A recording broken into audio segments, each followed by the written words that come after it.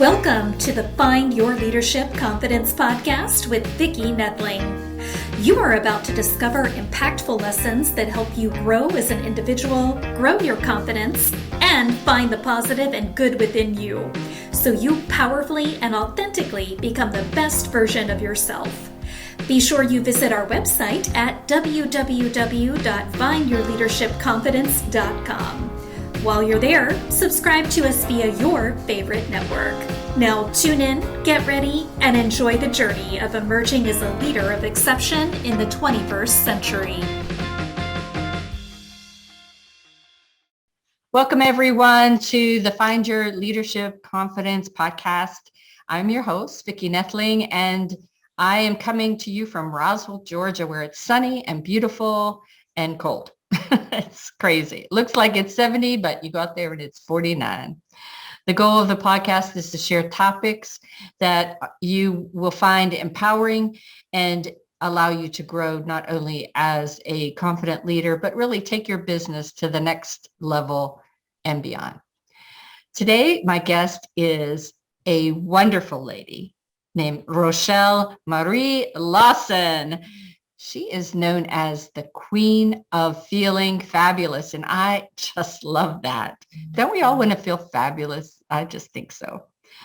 Rochel is a successful business owner, registered nurse, Ayurvedic health practitioner, which of course I will have to find out more about, dream lifestyle transformation facilitator, a multiple number one best-selling author on Amazon, and a two-time international best-selling author and author of 4 best-selling books, including Intro to Holistic Health, Ayurveda Style. She's a speaker, radio show hostess, the president of Blissful Living for You, which was founded to bring wellness, wisdom, and wealth into the lives of individuals seeking holistic path to living a life of their dreams. Don't we all want to live a life of our dreams? Rochel Marie's energy, guidance, and enthusiasm, and oh my gosh, she's got a lot of enthusiasm, have helped thousands of people improve their wellness, wisdom, aka mindset, and wealth, ultimately utilizing ancient holistic principles that unlock the access for transformation.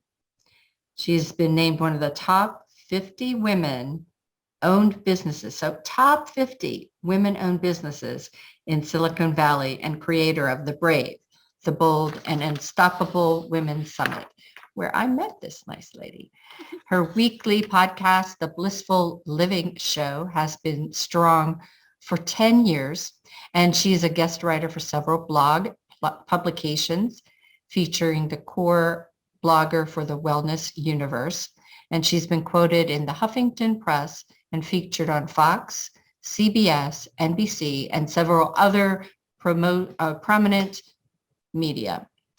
And she has spent over 25 years assisting people to achieve, elevate, sustain wellness and wealth through wisdom to enhance power of their minds and transfer their lives with more abundance, clarity, energy, happiness, joy, peace, vitality, creativity, wisdom, prosperity, success, and wealth.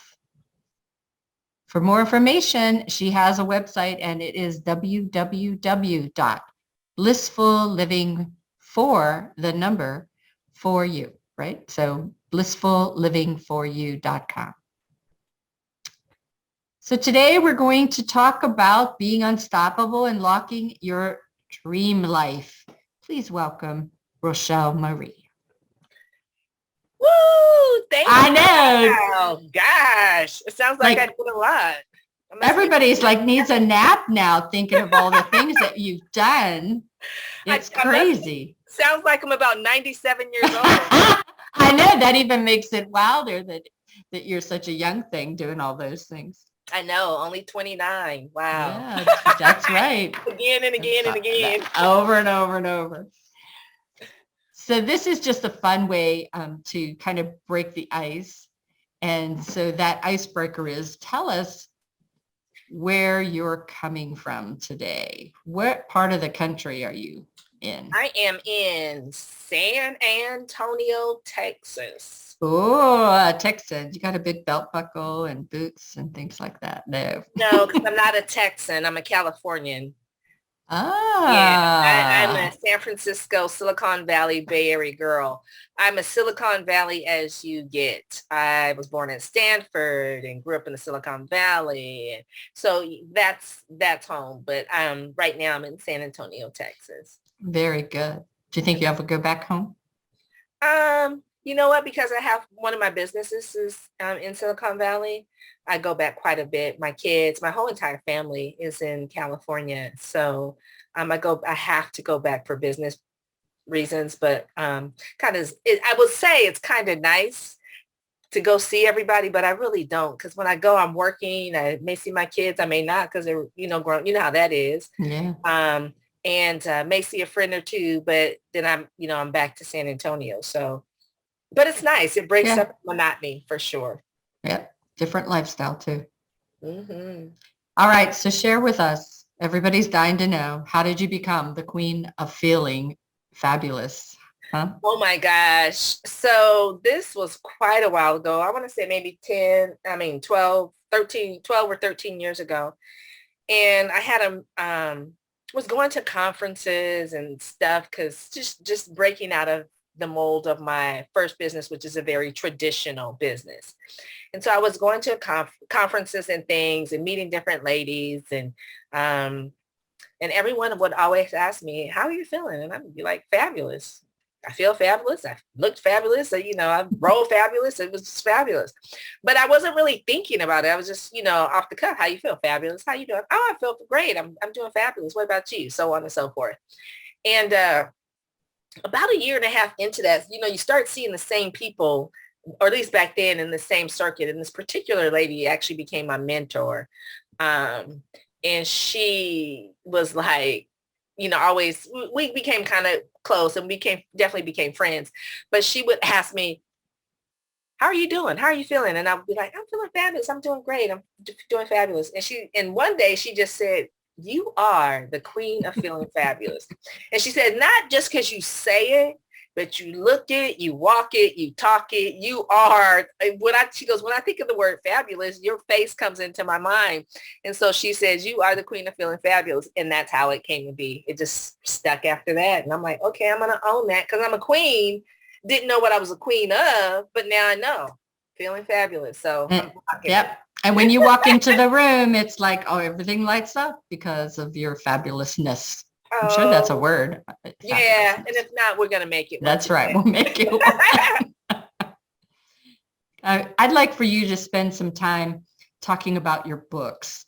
Okay. That's, I think, a great way to get to know a person is to really read their books and their style and things. So tell us about your books and how that all got started.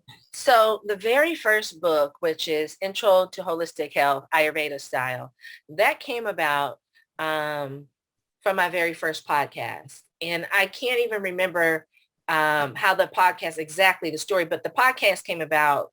Someone heard me speaking somewhere and podcasts were just like this new thing and offered me a podcast. And the show was a 30-minute show once a month. And I was ecstatic, like, oh, okay. And so at that time, I had a holistic spa in Northern California. So I specifically focused on Ayurveda, which is the holistic principle that I utilize in wellness, wisdom, and wealth and in everything I do. And would have guests on and chat. Well, about 3 months in, the owner of the media company came to me and said, hey, would you like to write a book? And I'm like, well, yeah, eventually one day. And they said, well, here, we'll make it easy for you. We're going to take excerpts from your podcast and assemble it into a working document, and then you can add and take from it. And so they did that. And when I was adding, it just wasn't working. So I actually just rewrote everything. And it's a little tiny handbook. And it was meant to be a little tiny handbag that you can keep in your purse, your backpack, your briefcase, or whatever, and pull out when you just want some tips to rebalance yourself and you want to do it naturally, holistically. And that's how that first book came about. And it just kind of took off, and I still get residual checks from that book today. And that book was published 11 years ago. Wow, that's awesome. Yeah. And then the other books have come about. Like I've been in a few compilation books, and one of the books, a compilation book, I always like contribute at that moment what was from my heart. But and it depended on whether it was wellness or business, because I'm a business trendsetter as well. So the one particular book was with Lisa Sasevich, who was my mentor, who actually gave me the name Queen of Feeling Fabulous.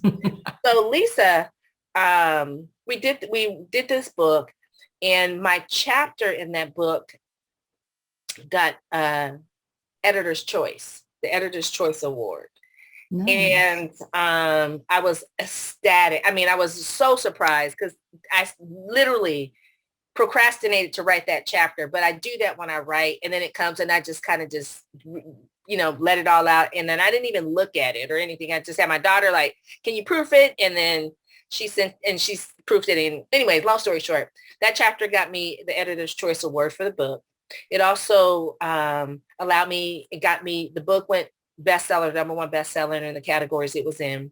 I got inducted to the Best-Selling Speaker and Authors Hall of Fame in Hollywood at the Roosevelt Hotel. It was my goodness, red carpet interviews to you wouldn't believe, and had no clue that any of this was going to happen until the invite came. And then I was awarded this $10,000.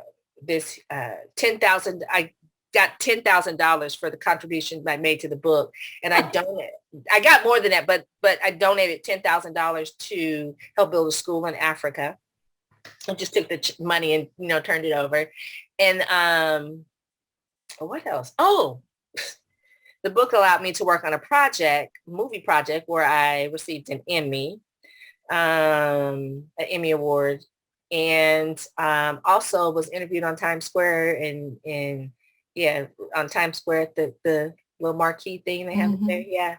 And from that, everything, that book was just like great. I got this huge, I received a huge, I don't even know, I can't even say it's a plaque, because in it it's like a big picture frame. In it is the hard copy of the book, the standings with the best-selling #1, my name next to it, the induction certificate to the Best-Selling Speaker and Authors Hall of Fame. It's beautiful. That thing probably cost like $500, but it's huge. It's in my office, and I have one in my office, and then they sent me another one. I have one in my office in California as well. And I think, that's something that people need to hear. You weren't thinking of, when I grow up, I want to be an author. And we hesitate. We do try to put off to someday. And you just realize someday is today, and you did it. And look where it got you. Oh, yeah. Thank you. It's funny because when I was little, when I was little, I didn't even dream of being an entrepreneur or business owner, let alone multiple business owner. What I wanted to be was a broadcast journalist, and I wanted to be the Black Connie Chung. That's what I wanted to be. Okay. And, or the Black Barbara Walters, you know what I mean? Mm-hmm. And so my first degree out of college, my first undergraduate degree when I graduated at 20 was communications, broadcast journalism. But I was told by the station that I couldn't, I could do the job I had when I was in college. And I was like, I already need a degree for that. So, you know what I'm saying? So here is like, had they would have said, yeah, sure. And I may have been a different journey to write the book, but I always believe that our journeys are not mistakes, even though sometimes we make mistakes on our journeys, but they're really not mistakes, right? What was happened was meant to happen for us to grow and go forward. And so it's like, okay, I have had these opportunities. I was always told by my college professors that I was a great writer, and one day I might write a book. And I remember my last college professor for English telling me, she goes, I've watched you grown over the course of the semester, and you have gotten really good. She goes, one day you're going to be a really, really good writer. Whether you do something with that or not, you're off to a great start. And I was like, oh, thanks. I just wanted the A in the class. But I guess she saw something in me that I didn't see. And, and so now it was like time for me to bring other women together so that they could experience the beauty of expressing themselves, by writing. Right. So that leads us to the book that you and I were involved in, and you being the main author, me being a contributing author. But why don't you tell everybody about that book? I do have a thing at the very end that shows it, but we'll talk about it now. Yeah, so the book is Unstoppable, being fierce, fearless, and unfuckwithable in life and business. And the whole part of the project was to bring women of all different backgrounds in, I like to say, decades of life together to share words of wisdom for our generation of females today and our generation of females to come. Right. And once something is written, it does not ever go away. Even though we got the internet, you still got to write something to get it on the internet, right? So that's what the book was really about. And my daughter was really instrumental. She was actually the one that kept nudging and putting the bug in me you need to do something collaborative. Blah, blah, blah, blah, blah. You help so many women. You help my friend. And so I think if it wasn't for her nudging, and she was pushing pretty hard. She's like 7 inches taller than me. I'm not, maybe not 7, but I'm 5'7", she's 5'11", but she was pushing, pretty hard and just nudging me. And I was like, okay, you're right. Let me see. And let me put it out there. And I put it out there, idea out there. And people were like, yeah, that sounds good. I didn't have a title or anything, but just to do a collaborative book. And then it came about it. I reached out to specific ladies. I targeted specific ladies, and some of them I knew and some of them I didn't know, like you. Really, I didn't know you, just we were friends on Facebook. And shared the mission of the project, and you guys said yes, and we have this beautiful now best-selling book. I think one of the things that really took me aback was how much in those weeks of us writing it, the difference in the whole demeanor of those authors. Some of them, I don't think they believed they could do it as much as you did. And it was wonderful to see at the lunch party the difference in that, their confidence. You're right. That's so good, Vicki, because when we had our initial call, everybody was like deer in the headlights, right? Mm-hmm. Like, oh, you know what I mean? Our lunch party call, everybody could have had a glass of champagne if they wanted to, because they were like, they had went from being, I don't know if I can do this, I'm a little apprehensive, deer in the headlights, to I'm the big elk, standing in the middle of the road. You can come at me if you want to, but your car is going to get damaged and I might still get up and walk away, but I'm going to keep, it was like, it was totally like, I'm not sure, to bring it on. What else you got? And it was like great to see, because even the quiet ones, mm-hmm. Their energy was just much more much more radiant and very confident. Yeah. I love that. It was definitely a springboard for, I think, greater things to come. So we'll be asking them to come on this show as well, so that we can learn more about what each of them. But it's just one of the things that just made my heart sing. I thought, oh, this is so great to have those women, as well as myself, just get that boost of confidence to say, okay, well, I did this.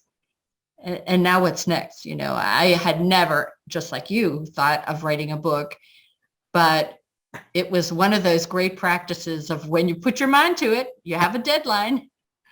And it wasn't that difficult for that portion. Obviously, right. It gives you that confidence to say, okay, well, I'm going to start saving the tidbits and the tricks and the words of wisdom that I hear through life, so that I can compile a book for myself, just similar to what you did. Yeah, it it's a great springboard, and it's a great way to get the feel and flow of how, what really writing a book is about. Um, and, working with a publisher and deadlines and things of that nature. Our publisher was great. Wave Healer Publishing was great. And it made it affordable. Let me put it this way. It made it more affordable for women that may have been contemplating, I want to write a book. It allowed them to get their feet wet for sure in the swim from the shallow end to the deep end, and understand the workings of the project. So when you're doing it solo, it's all on you, right? But you understand about the deadlines and the writing and the this and the that. And I think it's great. It's a great way to get your feet wet with it being an author. And, you are now a best-selling author. You have something that you can show. It gives you credibility about what your message is and what you do. And that's really powerful. Sometimes you can't even get into a company without having some kind of credibility, right? Yeah, that's true. Bring a book and you're like, this is my credit. You might be talking about the wall gadgets that fly off the wall automatically, right? Bring a book to them and say, I'm a published best-selling author, and here's my book, here's my chapter about how wall gadgets fly off the wall automatically. That company will be like, oh, okay. They won't look at you like you're crazy now. So I true. made that up to be funny, but it just gives you credibility for sure, no matter what your topic may be. So to kind of springboard off of the whole idea of, getting from point A to point B to write that book, but you help people change their mindset and wealth by this ancient holistic principle. Why don't you share a little bit about that? Oh, Ayurveda. So Ayurveda is near and dear to my heart. And I want to say I started dabbling in Ayurveda when I was about 13, but didn't know what it was. So if you grew up in the late 60s and 70s, there was a show. Oh, dang, I can't even think of the show. But they had a guy on there he was a yogi. Oh, you know what? I know, Vicki, Yeah, I know. I know exactly. I have the vision in my head and everything. Anyways, I thought that was like kind of cool and weird, but cool. And, but it just kind of stuck with me. Long story short, I had this 17-year battle where I was sick, and I suffered with a medical digestive condition that could not be diagnosed by the medical profession, but it was a real condition. And I'll tell you a little bit about that later if we get time. But at 13, I started like trying to do stuff to make me feel better. So I would do I was a total tea drinker. I would do meditation because I was type A athlete and highly competitive, and that would bring me calmly down. I stopped eating fast foods. I stopped just a lot of stuff. When I was 25, I was meditating. I was already a nurse. I already knew what my medical condition was. I was discussing it with the physicians, and they just wanted to put me on medication, which I didn't want to do. But I was meditating, got a download, got the steps and stuff that I had been doing for since 13, I want to say, in a sequential step. And in 9 months, I was able to heal myself holistically and naturally by doing these 9 holistic things. Fast forward, what I discovered was that the things that I was doing was Ayurveda. And the reason why that worked for me was because I was focused on my unique, what they call your dosha. I was focused on my unique dosha. Now, I didn't know anything about this when I was doing it, right? But because I was focused on my unique dosha and my digestive system was so out of balance because I'm so full of fire, I needed to calm that fire down and bring it into balance.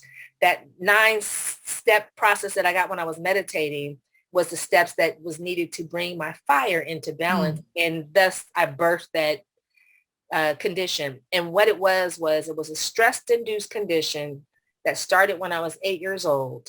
And by the time I healed myself, or divine healing occurred, so to speak, I had a bleeding ulcer that had gone through 1.5 linings of pretty much of my stomach. Yep.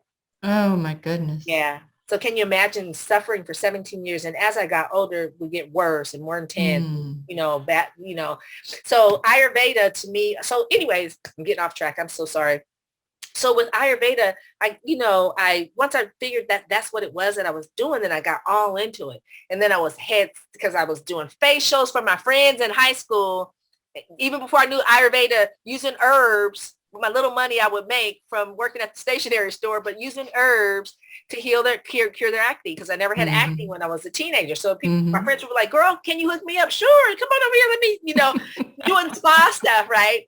But what I realized was when I discovered what I was doing was Ayurveda based, then I really dived into it and got an advanced degree in that.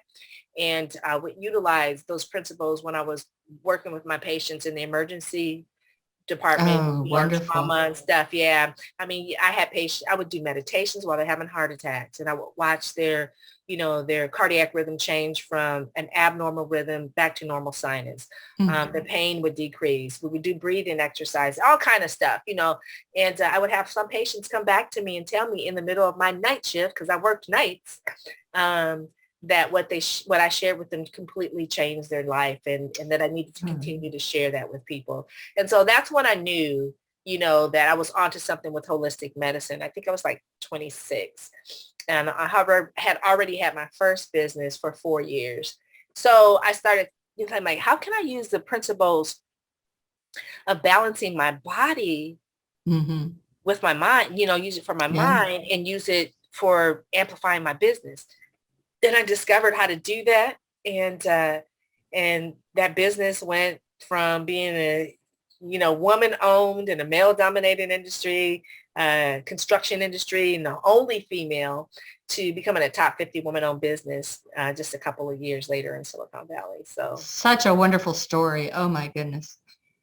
Wasn't easy, but it was definitely worth it, because everything that I went through brings me to the wisdom that I have to share today with everyone that, is interested and wants to learn about it. And people that want to learn more about what you do, talk about your podcast. You are doing your Blissful Living podcast every week. So talk about that. It's 10 years of content you have. Oh my gosh. So the Blissful Living show, and now, wow, it just turned, it's actually now 11 years. We just turned another year. But the Blissful Living show is about wellness, wisdom, and wealth. And I've had, so you think 11 years, every week, a lot of guests, a lot of, and we covered topics that are pertaining to wellness, wisdom, and wealth. And so, I think it's great for me because there's so many wise people out there that have so much information that we all need to hear. Some of it might be a little different for some people to hear. Some might be, totally against some of what they're saying. But I think it allows people to hear that there's more than one way to do everything. And there's more than one way to do everything successful. And you can kind of create your own little recipe. You can take a little bit of this and take a little bit of that and leave the rest alone. But you just never know. There's never one right way to do everything, right? And so it just allows people to share their gifts and people to hear these gifts. And it's beautiful. Like I said, I've had so many people. I've had celebrities on there. I've had professional athletes. I've had big time musicians. I've had famous people's wives on there. I've had, heads, physicians that are head of school of medicine, universities, physicians to celebrities, and just regular business people, attorneys, finance people. You got to know how to manage your money. You got to know how to protect your business, your assets, that stuff. But all of that. And I think a lot of information that has been shared has made a lot of people think differently about things or enhance their wisdom with regards to how to handle things going forward. Yeah. And, there's so many things that you can watch on television or, in the papers and things that don't help you. They are supposed to give you information to inform, educate, But a lot of times it doesn't do anything to help that mindset or to really make you successful. So it's wonderful that you offer that outlet. Yeah. And you know, what's beautiful is the guests come on wanting to give. So they give and give as much information. It's not about selling anything. It's, of course, if you want to reach out and connect with them on a different level, you can do that. But they really come on the show to share and, give. And we have these conversations like me and you talk. We have these conversations like, we've known each other forever. Or we're like sitting in the next room, just chatting. And I've had people say, did you know that person? I'm like, girl, no, I've never met that person in my life. Never seen him. That person was actually in Singapore. What? Y'all sound like y'all knew each other for years. Like you were best friends. Yeah. And that's the kind of conversations we have. And I think when you have conversations like that versus somebody spewing information at you, it's listened, it's heard, and it's received much better. Yeah, it's easier to put yourself in the person's place too, and we always say a lot of people want to hear something that how is it going to help me? What is it going to do for me? And if you can put yourself into that position and say, oh my God, if I could have had Rochel in the hospital with me whenever I was in there, wouldn't that be awesome? Yeah. All right, we're getting close to the end of our time, but I do have a couple more questions. Yes. This one is a fun one. I love to ask this with all my guests, and that is, what are 3 pieces of advice that you wish you would have known when you were 20 last week or, Oh, yeah. So 3 She says she's 29, so, just recent. 3 pieces of advice that I wish I would have known when I was 20. Number 1, no, what you perceive as a failure is not a failure. It's a learning lesson, and it's a way not to do that again, not to make that mistake again, right? Number 2, you can't control other people, whether they're your spouse, your parents, your kids, I'm okay, 20. I didn't have kids then, but your friends or whoever, you can't control other people. So release the need to control and learn to turn that energy into controlling yourself, meaning controlling your thoughts, because that, my friends, is the only thing that you can control. We can't control breathing. We can't control our heart rate. We can't control our digestive system when we got to go, whatever, right? But you can control your thoughts. That's the only thing we can control. So let go of the need to control others and turn that into controlling yourself, controlling your thoughts, and step forward, and you'll be in a much better, positive place. And then the third thing that I would say, if I wish I would have known when I was 20, is you don't have to be so focused and driven, Rochel Marie. Yes.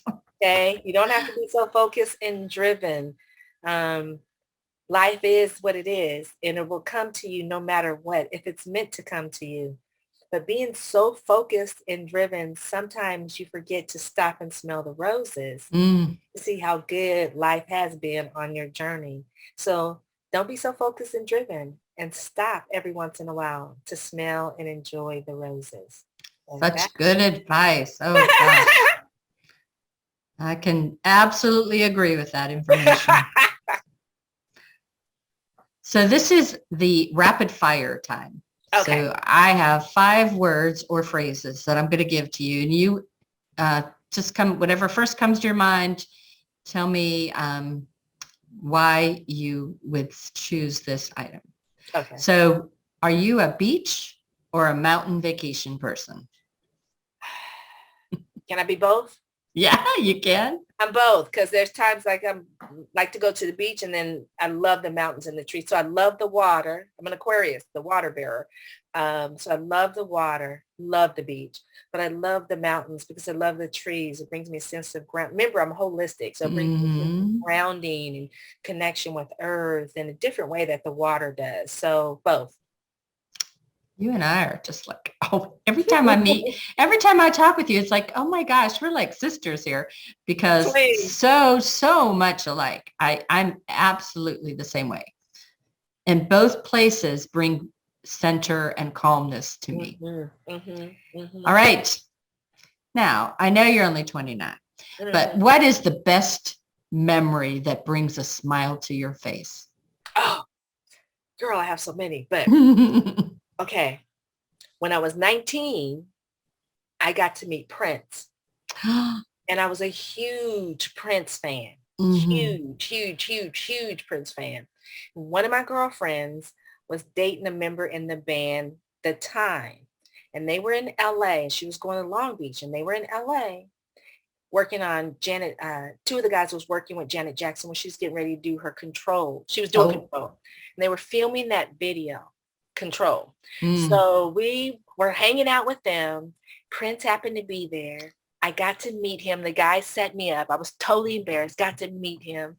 He was such a gentleman. And then I got to be in that Janet Jackson Control video, but you can't see me because it's, it's like she's performing in concert and we're just little spots up by the stage, but you can't see us.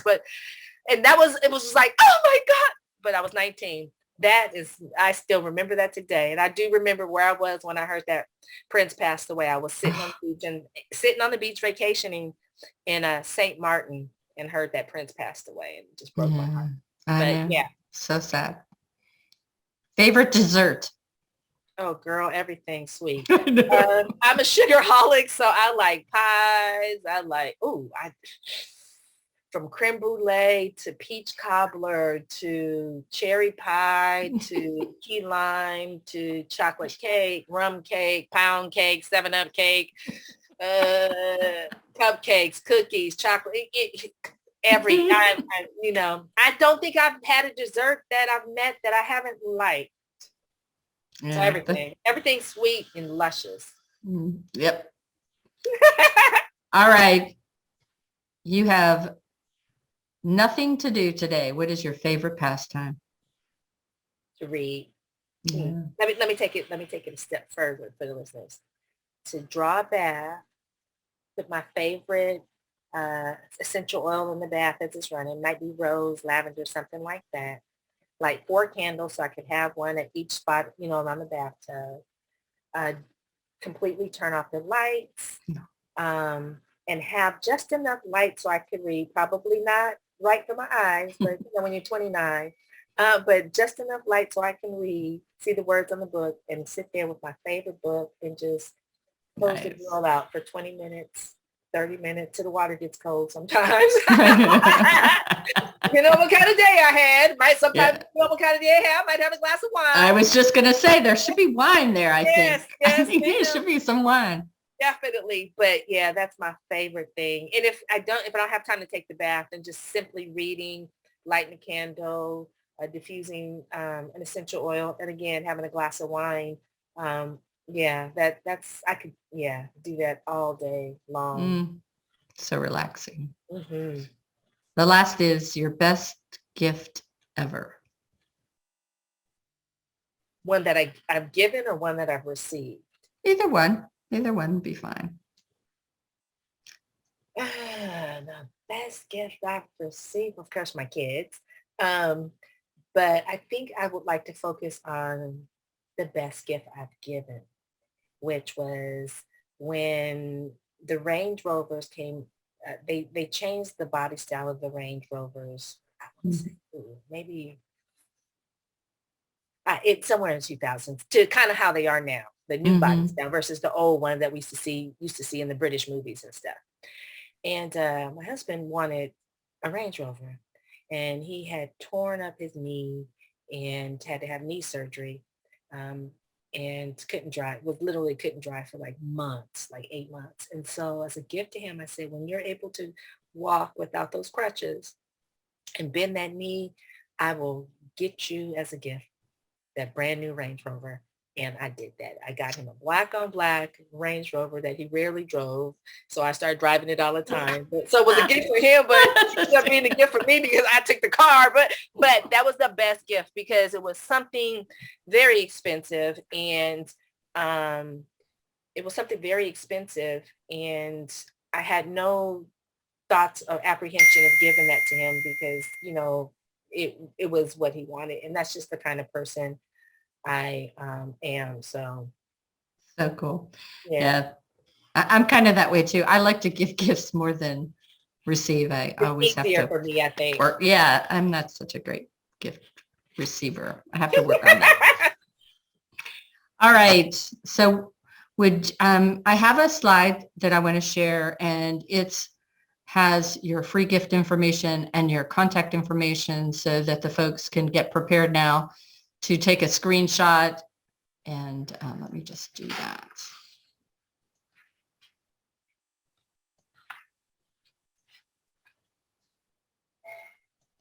All right. So why don't you tell them about your free gift? Okay, so the Dream Life Journal, what I do is, Blissful Living is I balance your pillars of wellness, wisdom, and wealth so you can step in to living your dream life. And that really unblocks your bliss for you. And so the Dream Life Journal is a journal that I created to help you go through and really decide, what does your dream life look like to you? A lot of people have in their heads that they're living, that they have their dream life, but what does it actually look like to you? It allows you to really analyze, are you living your dream life? Do you have your dream life?